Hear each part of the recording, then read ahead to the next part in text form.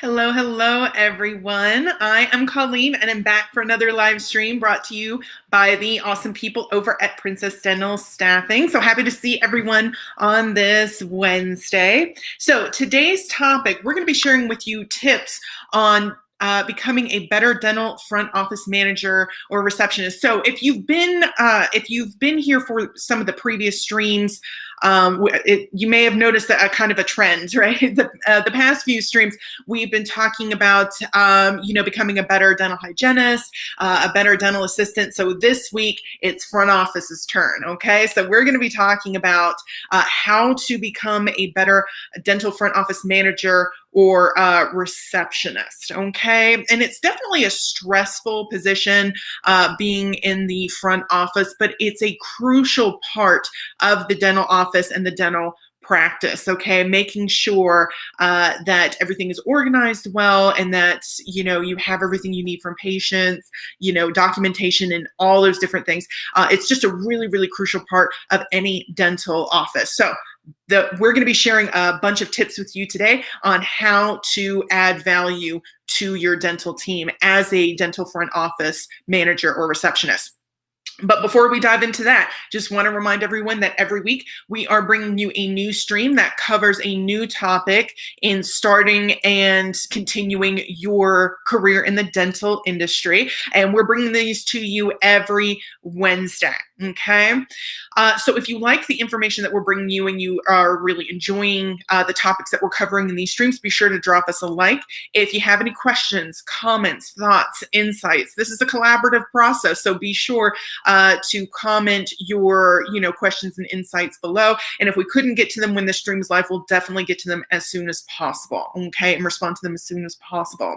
If you don't want to miss out on future streams, be sure to follow our page or subscribe to our channel. And if you want more information on the topics we're bringing you, be sure to check out princessdentalstaffing.com. So Princess Dental Staffing is an online dental job board offering full-time, part-time, temporary, and permanent positions for front office personnel, such as office managers and receptionists, dental assistants, dental hygienists, and even dentists in a variety of different areas. So hop on princessdentalstaffing.com, check out their blog. You can also start searching for jobs in your area that fit what it is that you're looking for in the dental industry. You can also create a profile on princessdentalstaffing.com to get your information in front of the decision makers. Okay, super easy website to use and navigate. Okay. So let's jump into the topic, okay? Tips to become a better dental front office manager or receptionist. Tip number one, organize your desk for you, okay? It's really kind of simple, right? But it's something that makes a very big impact. So make sure that your desk is, organized for you using organizational scheme or techniques that work for you specifically, okay? So, just organizing, the different tools that you have in your desk, organizing your desktop, and those sorts of things to allow for ease of access. Make sure everything has a place and that everything is in its place. Now, if you're sharing a desk, this might be a little bit more challenging, right? If you're sharing a desk due to, working different days, okay? So make sure you take some time at the beginning of your day or your shift to organize your desk, make sure everything is the way that you want it, and take some time at the end of your shift or the end of your day to organize it back for the next person who's going to be coming in, okay? It's just as important for them to be organized as well, right? So that they can get the things done that they need to get done as well. But organization is super, super important to make sure that you're able to obtain what you need when you need it and move through the day efficiently and effectively, okay? Okay, and this, it's not just organizing, the pens and pencils and paper clips or whatever on your desk. This goes for files as well. So make sure that you don't have any loose files on your desk that aren't currently being used, okay? And make sure that you know your filing system backwards and forwards so that you know where to put things back when you need to, okay?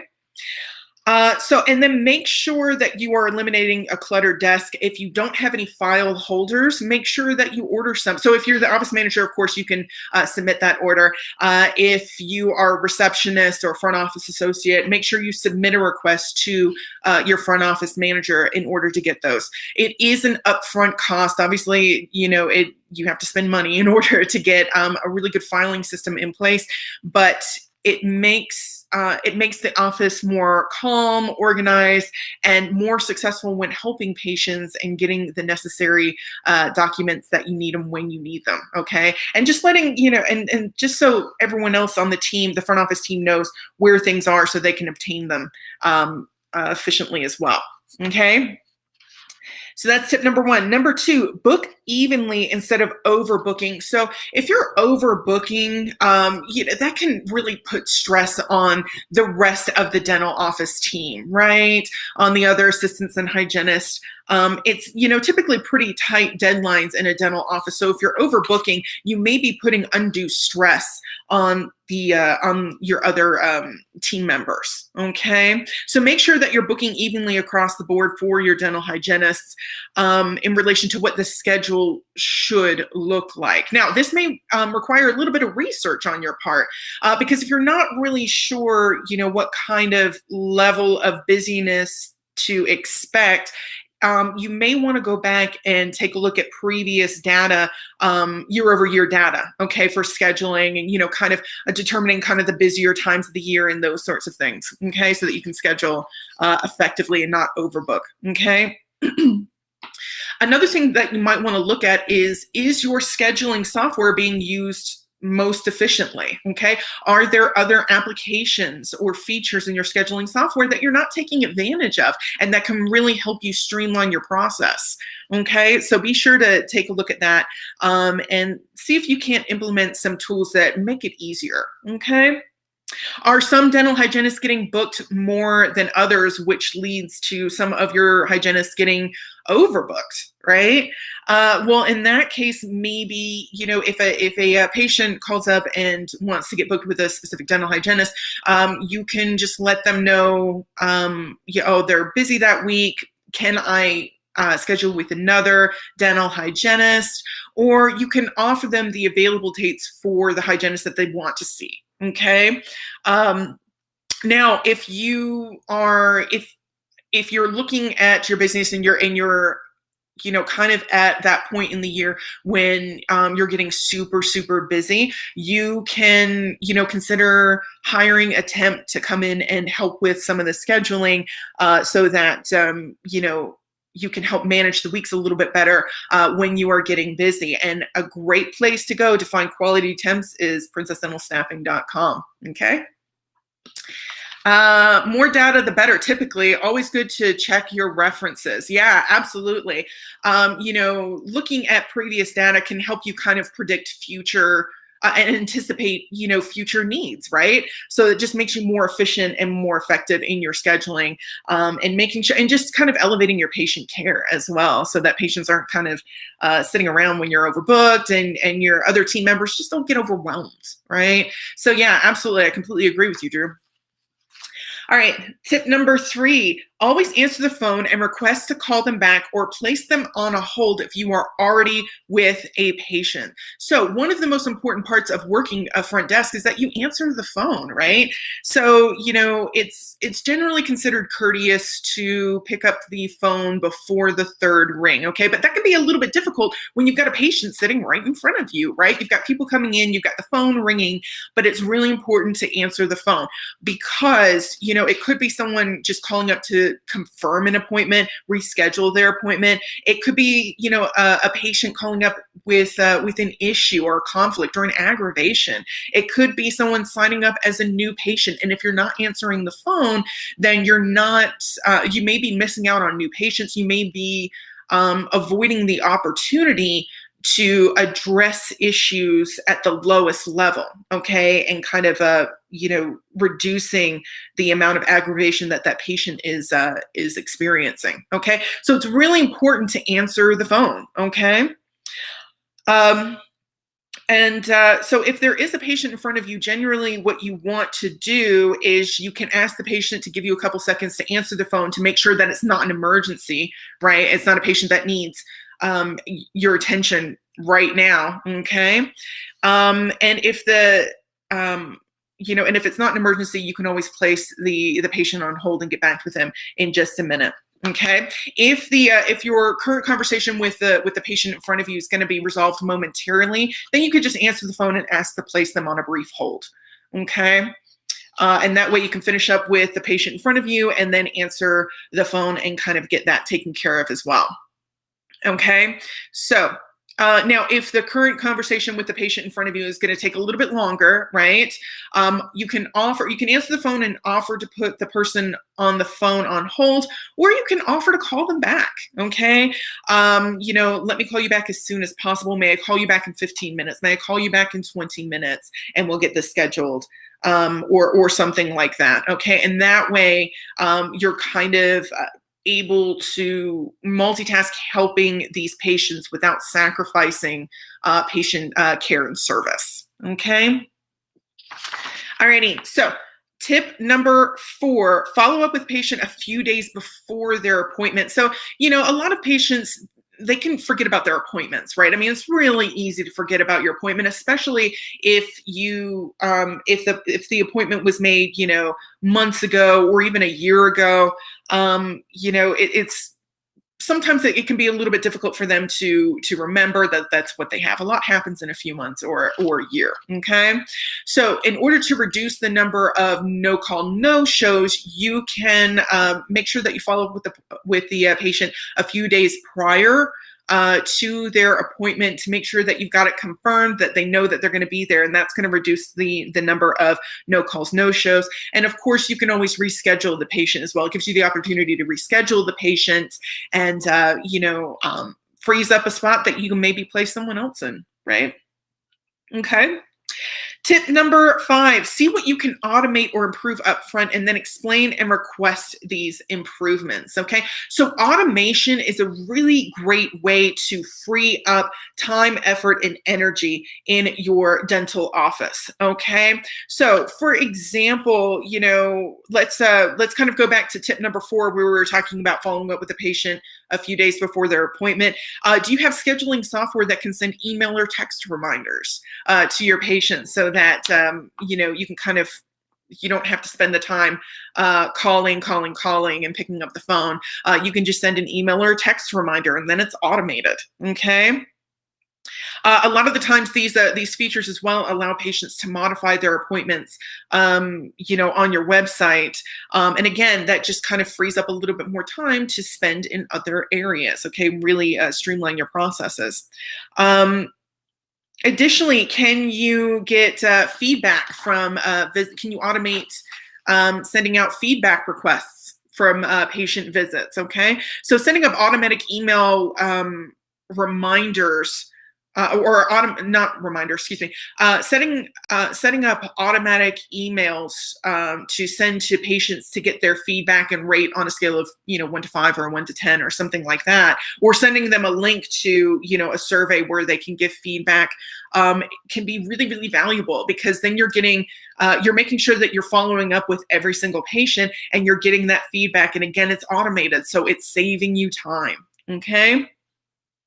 Can you send your new patients the forms that they need to fill out several days prior to their appointment? So can you send them, in Word format or PDF format via email so that they can fill them out, bring them in, and hand them to you, or send them back via email or system or something like that, so that it's prepared and ready to go, and you don't have to spend as much time trying to check in the patients, and waiting for them to fill out their paperwork in the office. Now, obviously, not every patient is going to fill out the paperwork that you send them. Of course, you'll still have forms available in your office in order to give the patient. But for those patients who do fill out that paperwork and just go ahead and bring it in or send it in however they need to, you've got it, it's ready to go, and it's less time that you have to spend, right? Okay, so there are tons of ways that you can automate a lot of different processes in your office. Okay, so and if you find different ways that you can implement to automate and streamline these processes, bring it up with your leadership and your supervision. You know, based on maybe some certain restrictions, they may not be able to implement those changes, but they'll definitely, most leaders are definitely going to appreciate the fact that you are thinking about ways to make the office better and to to progress the office and just make it a faster and more efficient way to work with patients without sacrificing patient service. Okay, alrighty. So goodness, yeah, no call, no show. Patients always throw the day off. They really do. They really do. And it's really kind of hard for them. I mean, I'm definitely that person. I'll put it in my phone and my calendar. But some, we're all human and sometimes we just forget. And, so it's, a lot of patients. I know I definitely appreciate when I get a text message or an email from my dental office or my medical office to remind me of appointments as well, just so I can plan for it. Generally a few days before is plenty of time that I need in order to get that scheduled and to make room in my schedule, because it is important, but it's just so easy to forget because it only happens, once every 6 months, maybe a year, So yeah, but I understand it's very burdensome to the dental office. You've got that open appointment time that nobody could fill because someone forgot to show up. So that's a really great way. So yeah, those automated reminders are a really great way to kind of reduce that, okay, and make your office more productive.